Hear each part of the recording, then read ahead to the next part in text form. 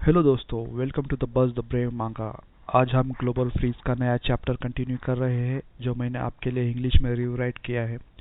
पूरा विजुअल्स और एडिट्स मैंने खुद बनाया है ताकि एक्सपीरियंस स्मूथ रहे।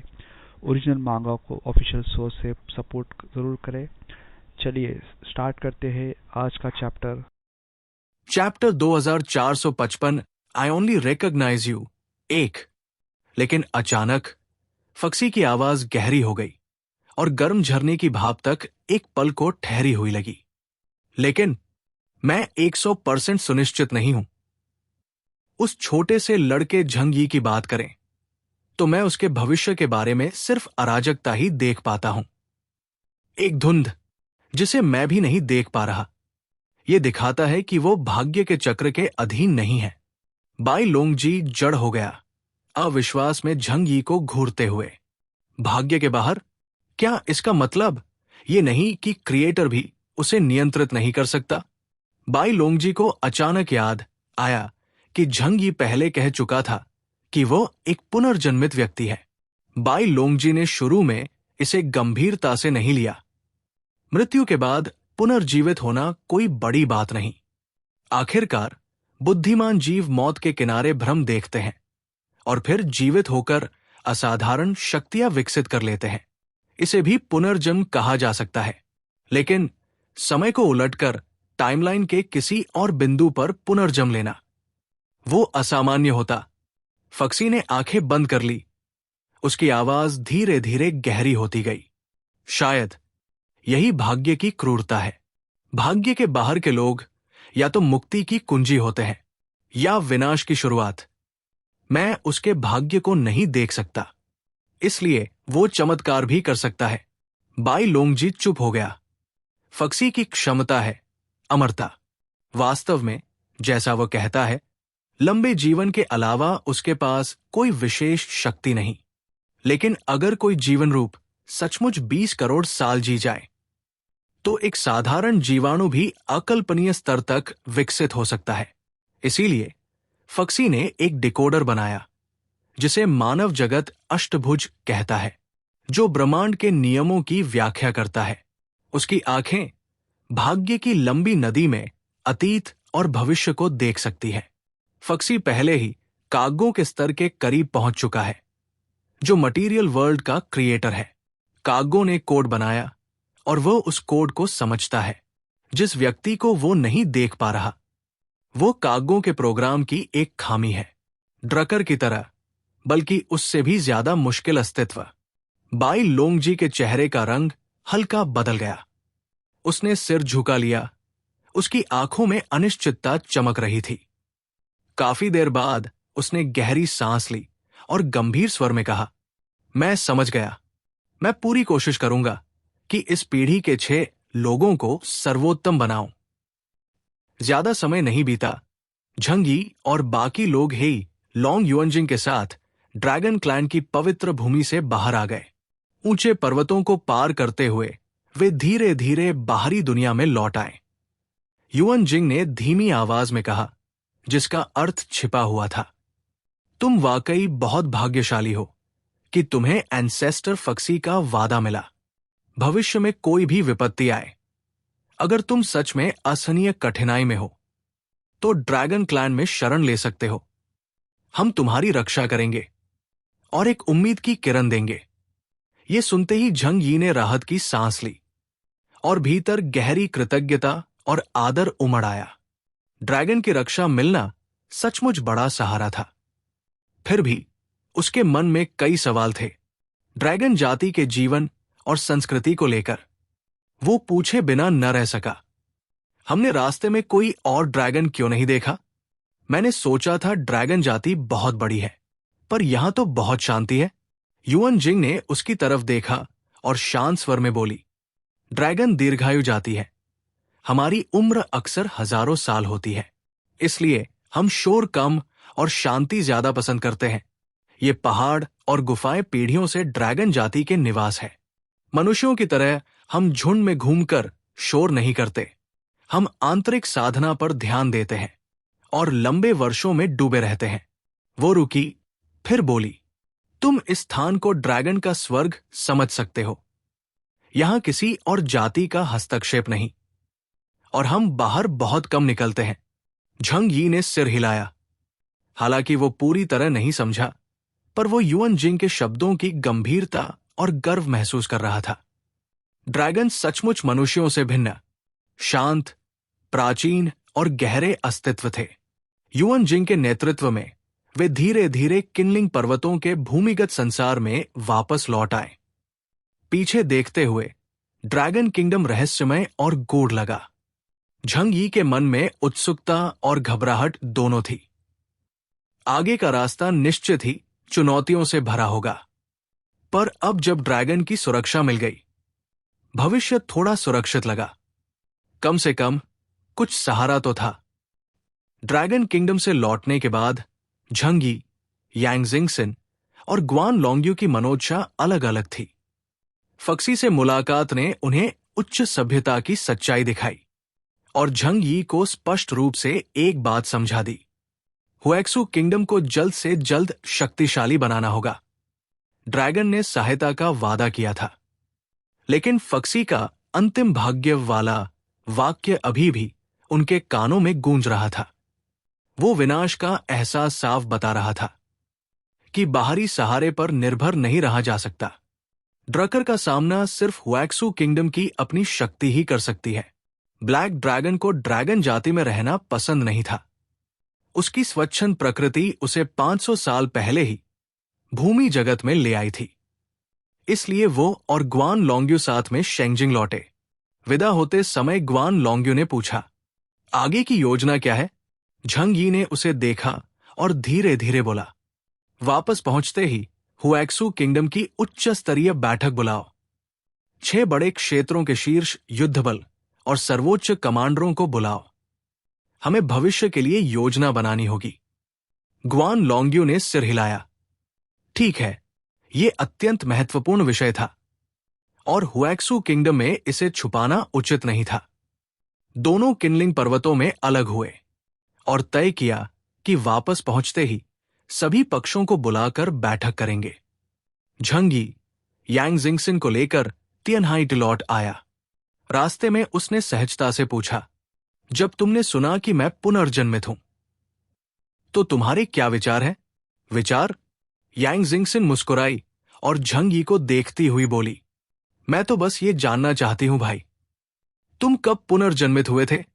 वो सिर टेढ़ा करके बोली।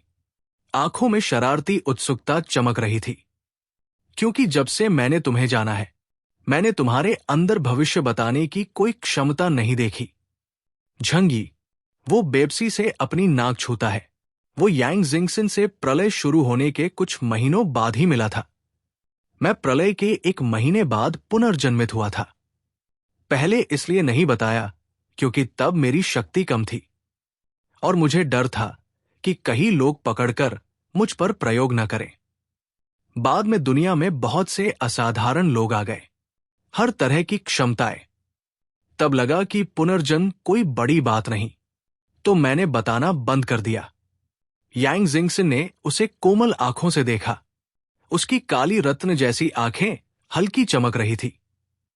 मेरे लिए भाई तो भाई है, चाहे तुम पुनर्जन्मित हो या किसी और दुनिया के यात्री। मैं सिर्फ तुम्हें पहचानती हूं। Chapter 2456 I only recognize you 2। Yang Jingxin की बातें सुनकर झंग यी हल्के से मुस्कुराया। सही कहा, पहले वो कौन थे इससे कोई फर्क नहीं पड़ता।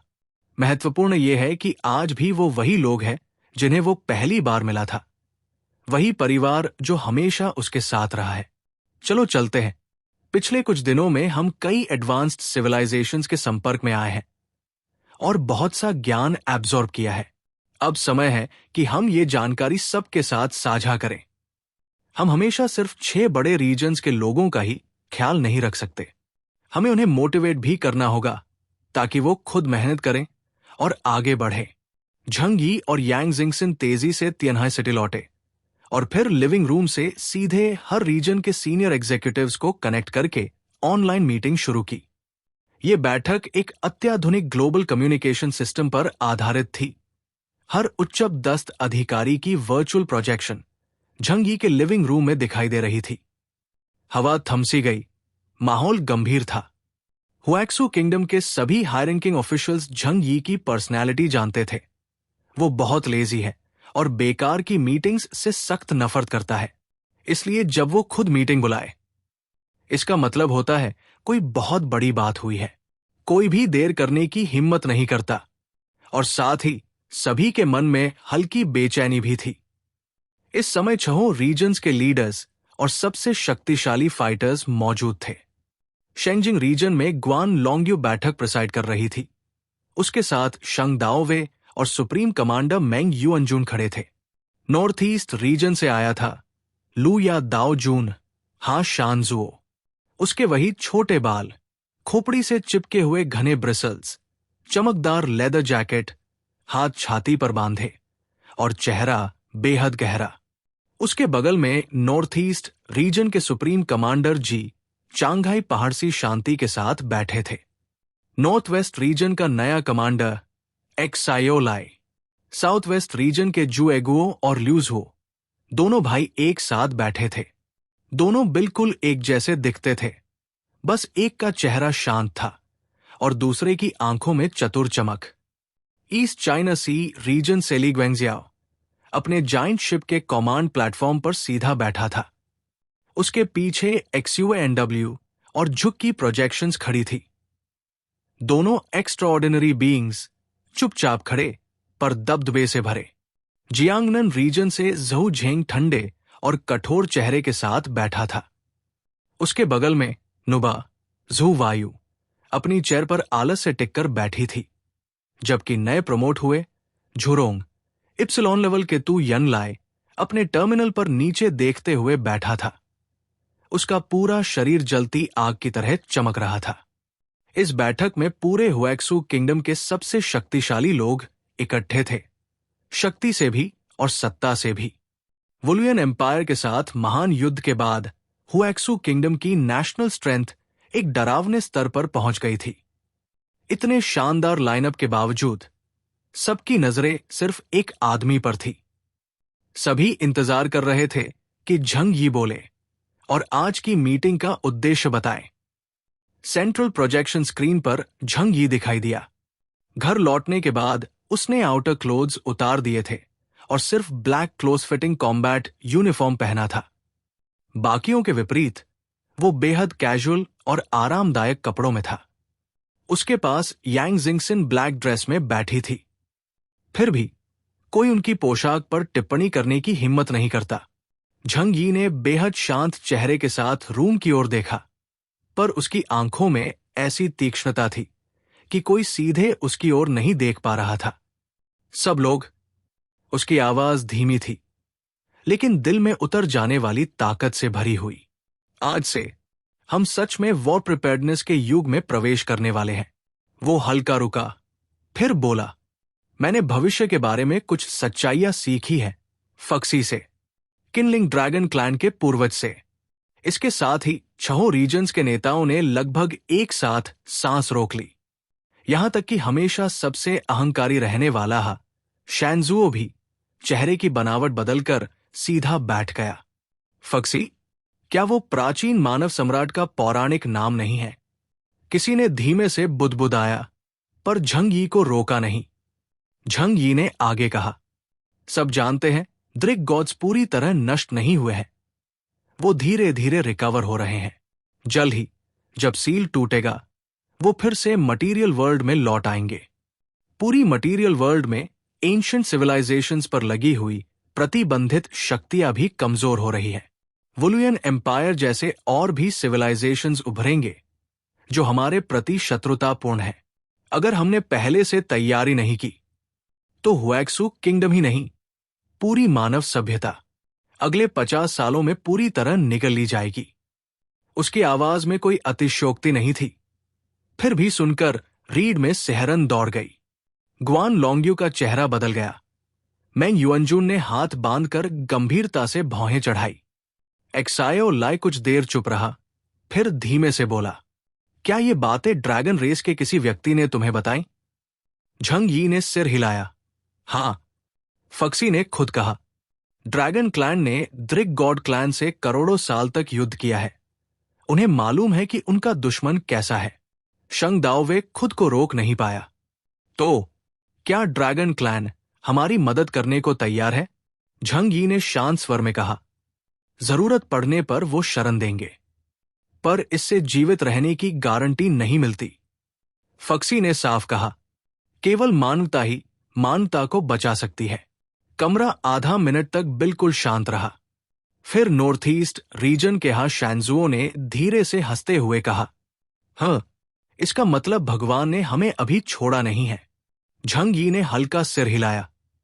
सही कहा, इसलिए मैंने निर्णय लिया है कि मैं ल्यूनर सिविलाइजेशन की स्पिरिचुअल मेडिटेशन सिस्टम को खोल रहा हूं।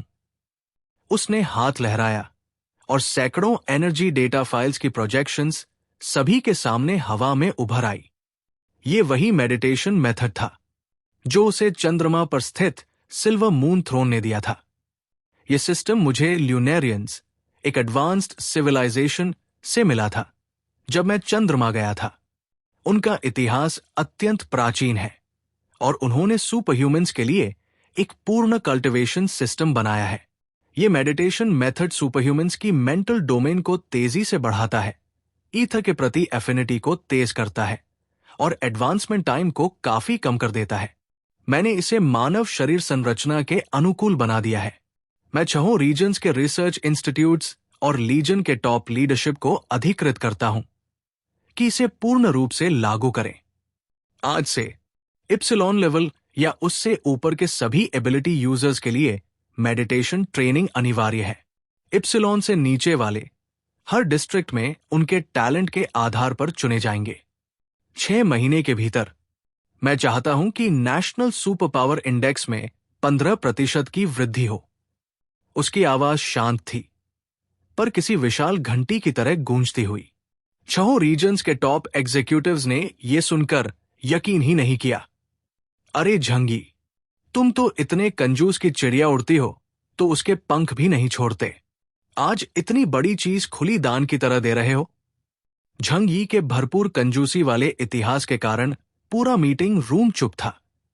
सब एक दूसरे को देख रहे थे। क्या झंग यी की कोई चाल है? ईस्ट चाइना सी रीजन की ओर से बैठक में शामिल ली चंगगोंग सबसे पहले बोला, क्या तुम सच में मून पीपल की मेडिटेशन मेथड रिवील करने वाले हो? क्या इससे कोई साइड इफेक्ट्स नहीं होंगे? Chapter 2457 I only recognize you 3। Zhang Yi बिल्कुल खुला और साफ था। उसे कुछ छिपाना नहीं था। और वैसे भी मेरी मौजूदा एबिलिटी इंडेक्स 50,000 है। अगर मुझे सच में तुम्हारे खिलाफ कोई चाल चलनी होती तो क्या मुझे इतना चक्करदार तरीका अपनाने की जरूरत पड़ती? जो हाथ खिलाता है उसी को मत काटो। मैंने इलेक्ट्रॉनिक डॉक्यूमेंट ग्रुप में भेज दिया है, खुद डाउनलोड करके देख लो। लेना है लो, नहीं लेना मत लो। झंग यी ने आंखें घुमाई, सोफे पर टिक गया और आलस से कॉफी का घूंट भरते हुए बोला। उसे मौका मिल रहा था कि सब लोग और स्ट्रांग बने, भले ही आगे चलकर वो कैनन फॉडर बने।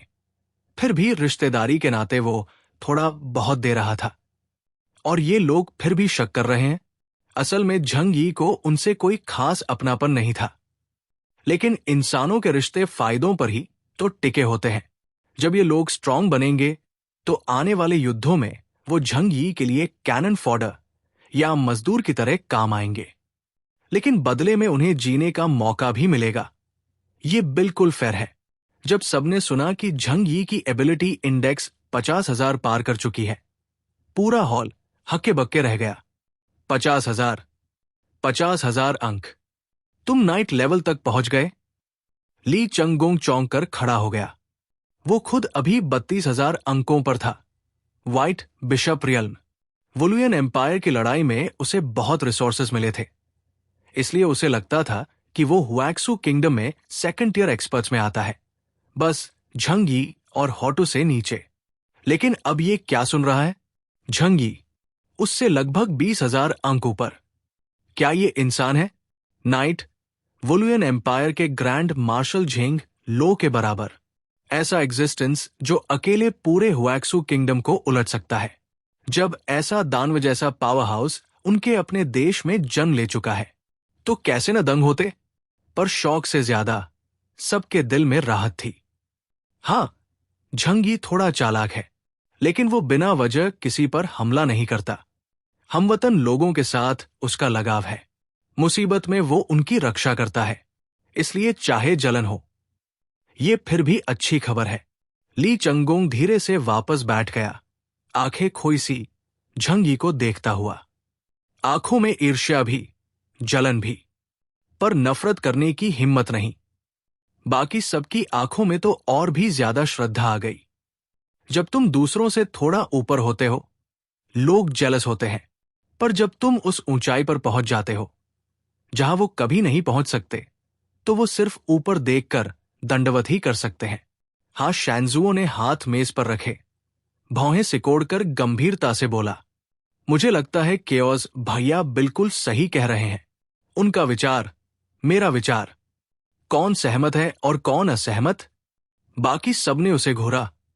उनकी आंखें साफ कह रही थी, तू कितना चापलूस है भाई, तुझे जरूरत क्या थी बोलने की? ज़हू झेंग हल्का मुस्कुराया, जैसा कि आप सब जानते हैं, केओस और मैं हमेशा एक ही हृदय, एक ही शरीर के समान है। तो वो जो कहते हैं वो ही मेरी इच्छा है, और पूरे जियांगनन रीजन की भी।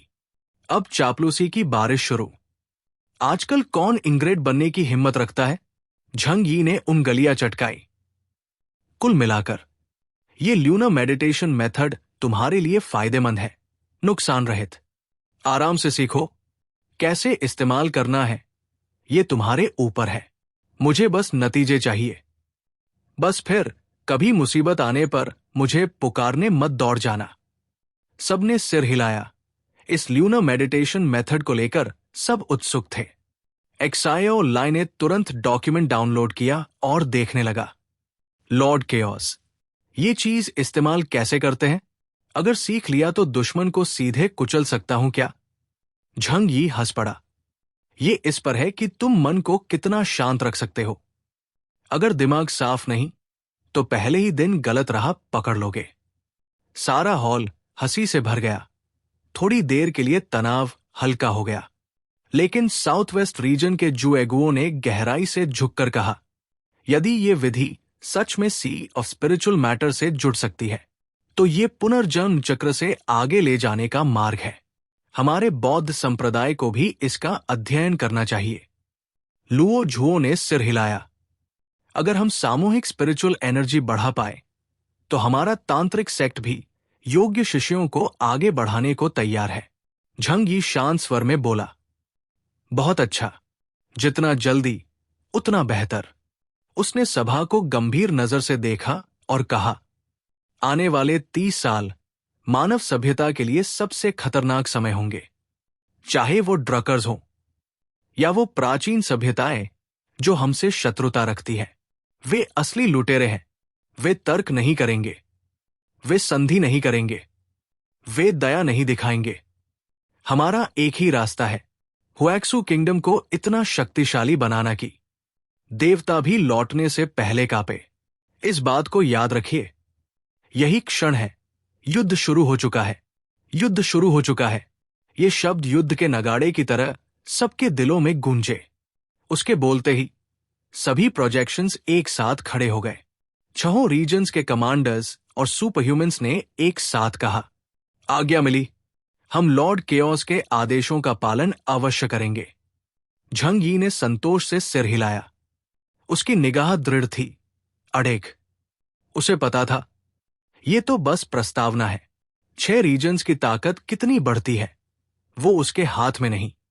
सलाह और मेडिटेशन मेथड दे देना, यही उसकी सीमा थी। असली तूफान आने वाला था। अब से वो अपना ज्यादातर समय तियनहाई सिटी और स्वयं की शक्ति पर लगाएगा। उसी शाम मीटिंग खत्म होने के बाद रात ढल चुकी थी। तियनहाई सिटी में झंग यी की विला में गर्म रोशनी थी। बाहर बर्फ गिर रही थी, जो मोटे कांच पर हल्की चमक छोड़ रही थी। अंदर का माहौल नरम और सुकून भरा था। झंग यी लिविंग रूम के बीच बैठा था। लंबी टेबल पर टी सेट और एक सायोनिक प्रोजेक्शन लैंप रखा था, जिसकी हल्की नीली रोशनी सबके चेहरे पर शांति का रंग बिखेर रही थी। सोफे पर सब परिचित चेहरे बैठे थे। यांग जिंगसिन, लू केरन, फैटिक शू और हुआ हुआ उत्तर दक्षिण के इतने सारे युद्धों में उसके साथ रहे। बैली चेंकिंग, डेंग शेंटोंग और बाकी कोर फाइटर्स भी मौजूद थे। सब चुपचाप झंग यी को देख रहे थे, उसके बोलने का इंतजार करते हुए। झंग यी ने सिर उठाया, स्लोली सबका चेहरा देखा। उसकी आवाज स्टेडी थी, पर ऐसी ताकत लिए कि कोई टाल नहीं सकता था। आज से मैं तिएनहाई सिटी की संपूर्ण कॉम्बैट कैपेबिलिटी को बढ़ाने पर काम करूंगा। सबके चेहरे बदल गए। झंग यी बोला, पूरी दुनिया में एक नया तूफान ब्रूइंग है। हमारा दुश्मन अब सिर्फ एलियन रेसेस या अर्थ पर बचे हुए सिविलाइजेशंस नहीं, बल्कि एक हायर डायमेंशन से आने वाला खतरा है। मैंने हुएक्सू किंगडम को मोबिलाइज कर दिया है, लेकिन तिएन सिटी मेरी जड़ है। तुम लोग मेरे परिवार, मेरे साथी हो। सबसे ज्यादा प्रिय सबसे पहले तुम हो। हमें इतना मजबूत बनना होगा कि किसी भी खतरे के सामने टिक सके। उसने चाय का घूंट लिया और मुस्कुराया। मेरी शक्ति सालों में बहुत तेजी से बढ़ी है। 5 साल में मैंने वो दूरी तय की है जो कई प्राचीन सुपर बीइंग्स सैकड़ों सालों में या पूरी जिंदगी में भी नहीं कर पाए। इसका मतलब है मुझे थोड़े समय की जरूरत है खुद को स्थिर करने की, और इस दौरान मैंने फैसला किया है कि मैं तुम सबको पूरी तरह पोषित करूंगा। दोस्तों, ये था आज का चैप्टर। आपको एपिसोड कैसा लगा कमेंट में ज़रूर बताएं। अगर आप मांगा स्टोरीज एंजॉय करते हैं तो वीडियो को लाइक करें और बस द ब्रेव मांगा को सब्सक्राइब करना मत भूलिए। मिलते हैं नेक्स्ट चैप्टर में। Thank you.